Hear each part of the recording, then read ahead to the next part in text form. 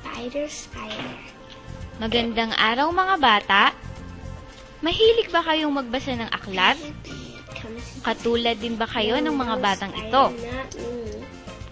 Tunay na nakalilibang ang pagbabasa, hindi ba? Earwig.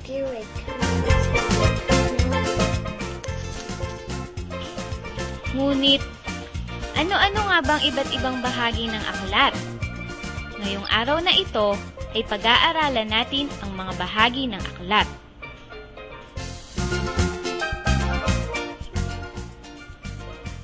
Anong bahagi kaya ng aklat ang nasa larawan?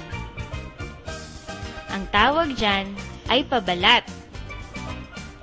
Ang pabalat ang nagsisilbing pinakamukha ng aklat kung saan nakasulat ang kumpanyang naglimbag,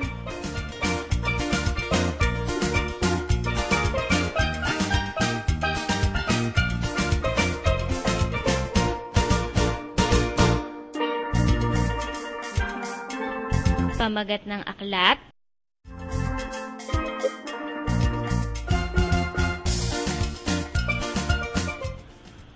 at may akda.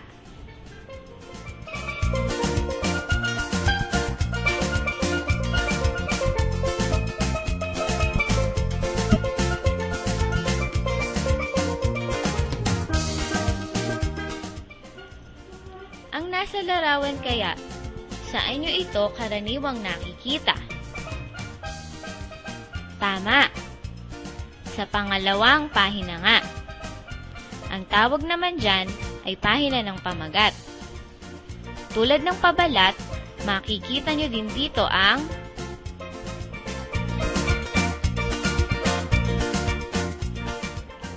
kumpanyang naglimbag,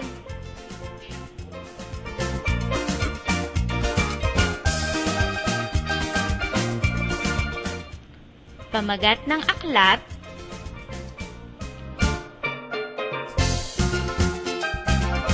may akda.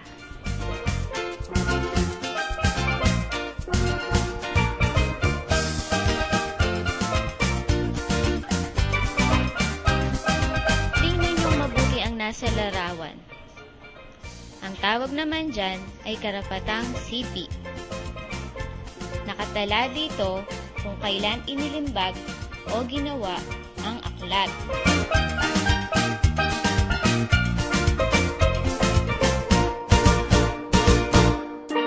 Ang bahaging ito ng aklat, nakikita niyo rin, hindi ba?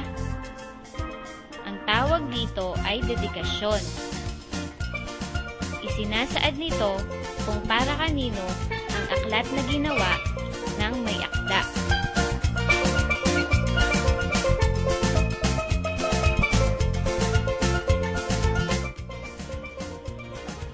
Alam na ninyo siguro ang bahaging ito ng aklat.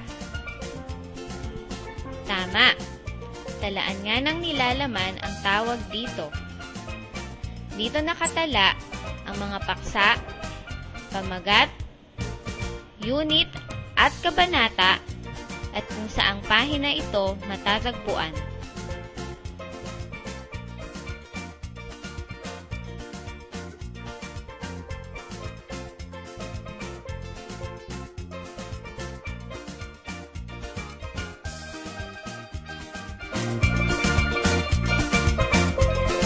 Pagkatapos ng talaan ng nilalaman ay ang katawan ng aklat.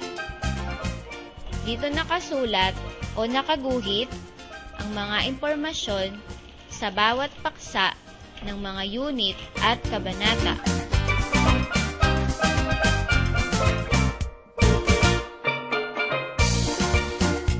Saan nyo naman kaya karaniwang nakikita ang bahaging ito? Tama! Sa gawing likuran nga. Ito ang tinatawag na glosaryo. Ito ay munting diksyonaryo ng mga mahalagang salitang ginamit sa aklat.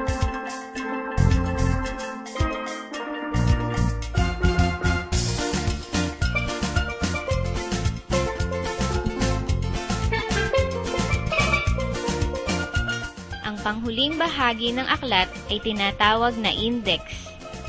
Dito nakatala ang mahalagang salita na nakaayos ng paalpabeto. Kasama din nito ang pahina kung saan matatagpuan ang mga salita o paksa.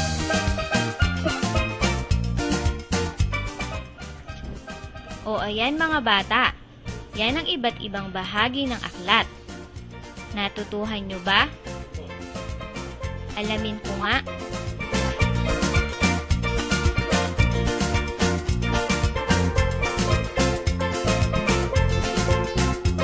Ano-ano na nga uli ang iba't ibang bahagi ng aklat? Isiping mabuti.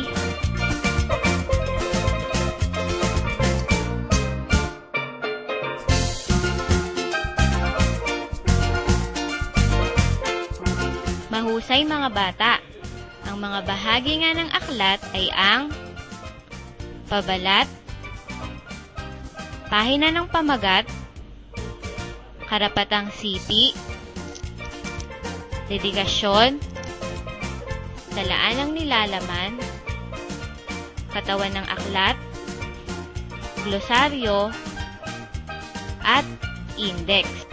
Ilabas na ninyo ngayon ang inyong mga papel at sagutin ang pagsasanay. Panuto. Isulat ang bahagi ng aklat na tinutukoy sa bawat bilang.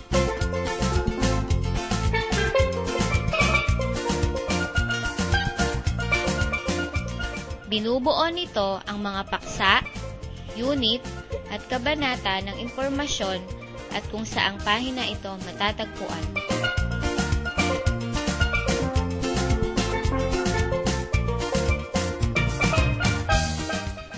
Pinakamukha ng aklat kung saan nakasulat ang kumpanyang naglimbag, may akda, at pamagat ng aklat.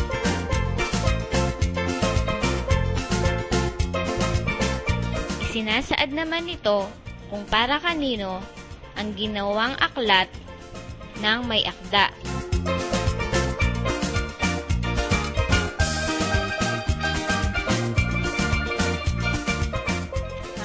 Tanong. Nasa gawing likod ito ng aklat kung saan nakatala ang mga nakaalpabetong paksa at kung saang pahina ito matatagpuan. Panglimang tanong. Ito ay munting diksyonaryo sa likod na bahagi ng aklat.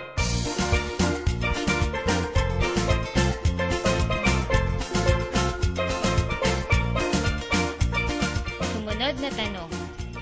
Nagsasaad naman ito ng pamagat ng aklat, may akda, at kumpanyang naglimbag kagaya ng pabalat. Ikapitong tanong. Binubuan naman nito ang mga paksa, kabanata, at unit ng impormasyon.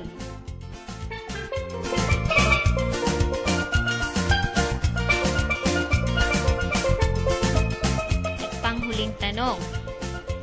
Nakatala naman dito kung kailan inilimbag o ginawa ang aklat.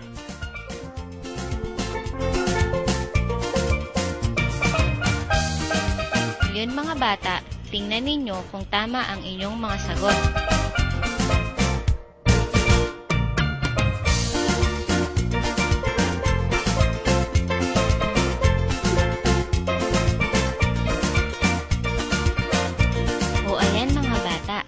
Ngayon ay alam na ninyo ang iba't ibang bahagi ng aklat. Hanggang dito na lamang. Paalam!